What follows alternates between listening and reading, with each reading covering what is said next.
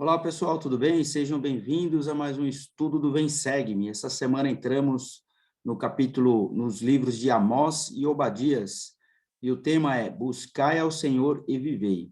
Eu convido você a se inscrever nesse canal se você ainda não é inscrito. Aqui nós estudamos os princípios do Evangelho. Deixe seu comentário no final, isso é muito importante para o aprendizado de todos. Bom, estudaremos os seguintes tópicos. O Senhor revela verdades por meio de seus profetas. A apostasia é como a fome de ouvir as palavras do Senhor. Levantar-se-ão salvadores no Monte Sião e lições do passado. Eu convido você a ficar aqui comigo até o final. É uma aula bem curta, mas muito importante a respeito desses 4 tópicos. Bom, primeiro vamos aprender quem foi Amós. Amós foi um profeta do Velho Testamento que profetizou desde aproximadamente 792 até 740 a.C., na época de Uzias, rei de Judá, e Jeroboão, rei de Israel. Livro do Velho Testamento, muitas das profecias de Amós admoestaram Israel e as nações vizinhas a voltarem à retidão. Os capítulos de 1 a 5 chamam Israel e as nações vizinhas ao arrependimento. O capítulo 3 explica que o Senhor revela os seus segredos aos profetas e que, por causa de transgressão, Israel será destruída por um adversário. Os capítulos 6 a 8 profetizam a queda de Israel, muitos anos antes da invasão assíria. O capítulo 9 profetiza que Israel será restituída à sua própria terra. Nós estudaremos também o profeta Obadias. Obadias, no Velho Testamento, ele foi um profeta que predisse a destruição de Edom e profetizou possivelmente durante o reinado de Jorão, 848 a 844 a.C., ou na época da invasão babilônica, em 586 a.C. O livro do Velho Testamento, que tem apenas um capítulo, nele, Obadias escreveu sobre a queda de Edom e profetizou que se levantarão salvadores no Monte Sião, que é a escritura mais importante do livro de Obadias. Bom, primeiro tópico, o Senhor revela verdades por meio de seus profetas. Aqui à direita nós vemos os profetas da Igreja de Jesus Cristo dos Santos dos Últimos Dias, o profeta Russell M. Nelson, os seus 2 conselheiros, e 12 apóstolos. Os 12 apóstolos, assim como na igreja primitiva de Jesus Cristo, existe hoje 12 apóstolos que são profetas, videntes, reveladores, que fala com toda a humanidade a respeito da vontade de Deus. Então, nós sabemos que Deus sempre falou ao seu povo através de seus profetas, e nos dias atuais não seria diferente. Amós 3, de 7 a 8, diz assim: certamente o Senhor Deus não fará coisa alguma sem ter revelado o seu segredo aos seus servos, os profetas. Bramou o leão, quem não temerá? Falou o Senhor Deus, quem não profetizará? Então, aqui fala essa escritura que o Senhor não vai fazer nada sem antes revelar o seu segredo aos seus servos, os seus profetas. Amós 7, de 10 a 11. Então Amazias, o sacerdote em Betel, mandou dizer a Jeroboão, rei de Israel: Amós conspirou contra ti no meio da casa de Israel. A terra não poderá suportar todas as suas palavras, porque assim diz Amós: Jeroboão morrerá à espada e Israel certamente será levado para fora de sua terra em cativeiro.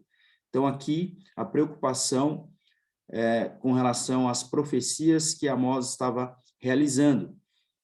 E eles estavam preocupados a respeito dessas profecias. E aí no 12:13 continua: depois Amazias disse a Amós: vai-te, ó vidente, e foge para a terra de Judá, e ali come o pão e ali profetiza. Mas em Betel, daqui por diante, não profetizarás mais, porque é santuário do rei e a casa do reino.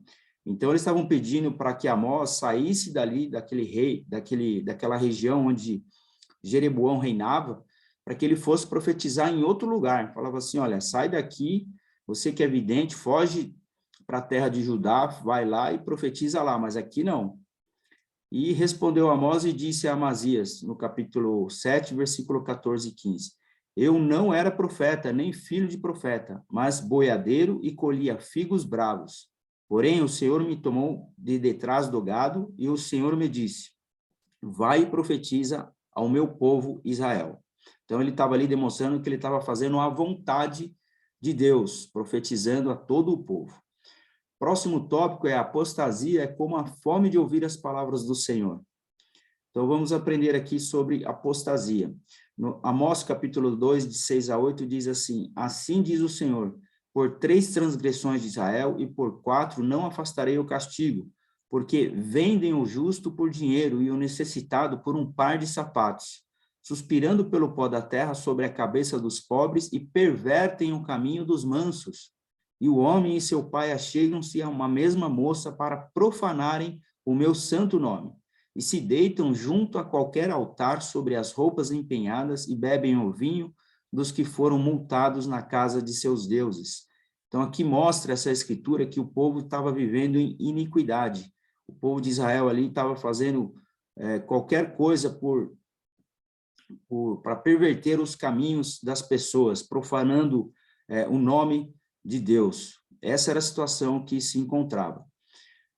No capítulo 5, de 11 a 12, diz, portanto, visto que pisais o pobre e dele tomais um tributo de trigo, edificaste casas de pedra lavradas, mas nelas não habitareis, vinhas desejáveis plantastes, mas não bebereis do seu vinho, porque sei que são muitas as vossas transgressões e graves os vossos pecados, afligem o justo, tomam resgate e rejeitam os necessitados na porta. Então, olha só o povo que se encontrava realmente afastado do Senhor, vivendo em iniquidade, e essa era a situação que Amós estava profetizando no meio do povo, chamando o povo ao arrependimento, porque eles estavam ali vivendo em apostasia. E ele continua, eis que vem dias, diz o Senhor Deus, em que enviarei fome sobre a terra, não fome de pão, nem sede de água, mas de ouvir as palavras do Senhor. E irão errantes de um mar até o outro, e do norte até o oriente, correrão por toda a parte, buscando a palavra do Senhor, mas não a achará. Então, assim, as pessoas estavam aqui afastados da palavra do Senhor, e o Senhor estava falando que eles não teriam nem sede de pão nem de água, mas de ouvir as palavras do Senhor, porque eles estavam afastados do Evangelho de Jesus Cristo. E aí, quando eles corressem por toda parte buscando a palavra do Senhor, eles não encontrariam, devido a toda a iniquidade, todo aquele estado pecaminoso que eles se encontravam. Em Elamã 12, no versículo 3 diz assim, e assim vemos que o Senhor não castiga seu povo com numerosas aflições. Sim, se não o fere com morte, e com terror, e com fome, e com toda a sorte de pestilências, dele não se lembram.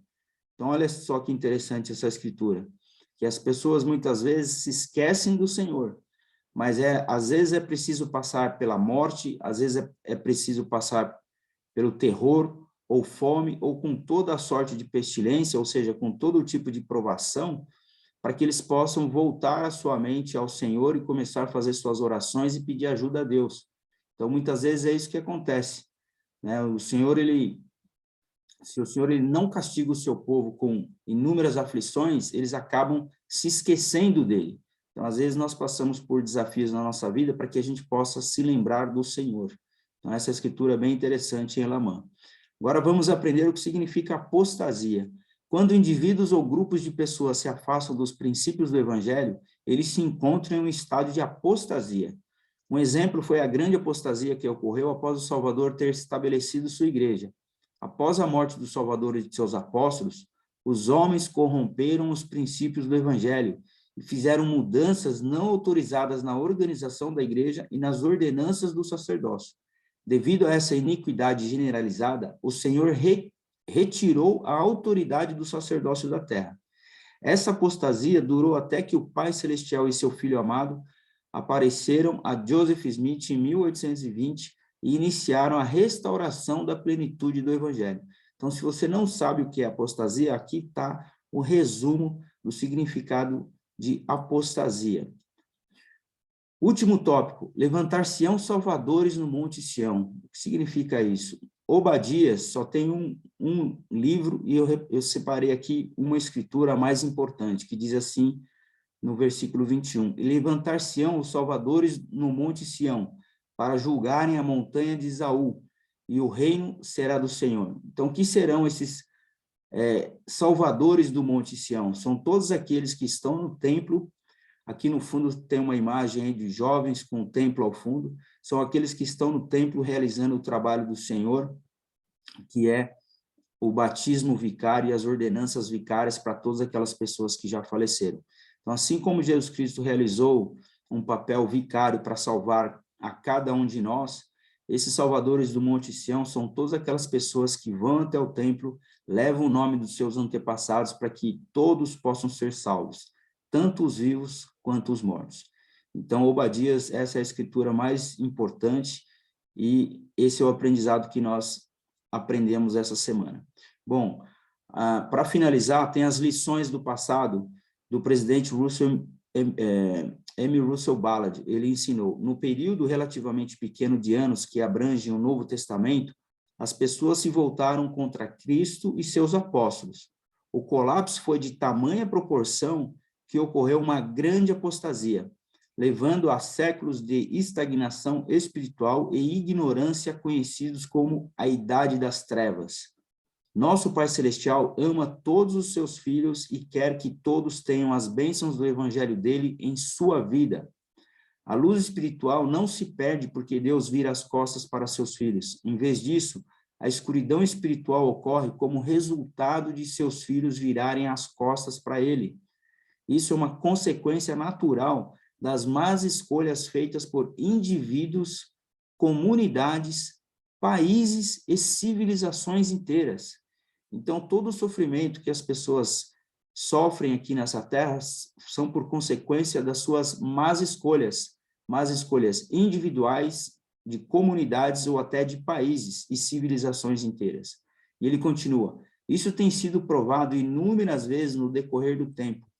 Uma das grandes lições desse padrão histórico é a de que nossas escolhas, tanto individuais quanto coletivas, sem dúvida, trazem consequências espirituais para nós e nossa posteridade. Olha, essa citação do presidente Ballard caiu como uma luva para o momento que nós estamos vivendo aqui no nosso país, nesse ano de 2022, com tantas pessoas na rua, querendo escolher aquilo que é certo, querendo fazer escolhas coletivas para que nós não soframos todas as consequências aí das más escolhas, não é verdade?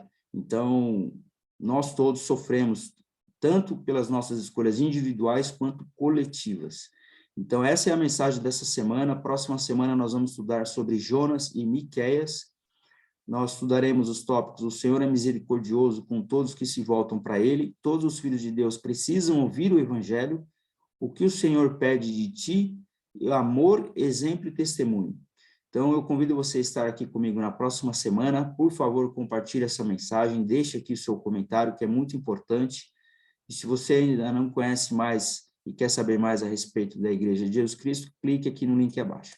Muito obrigado a todos, um forte abraço, até a semana que vem.